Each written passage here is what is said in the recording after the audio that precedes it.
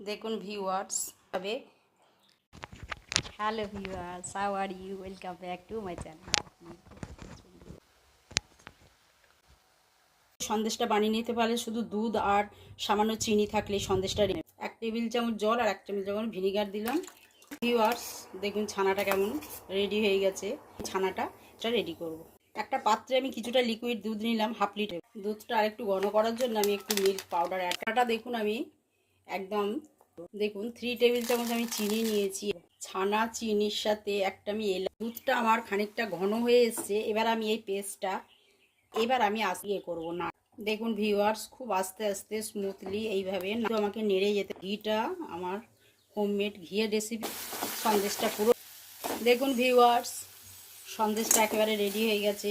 সন্দেশটা আমার ঠান্ডা হয়ে গেছে, আমি ভাগ ভাগ করে নিয়েছি, এটা ছাঁচ নিয়েছি। আপনারা এইভাবে নিয়ে নিলাম। আমি সবকটা বানিয়ে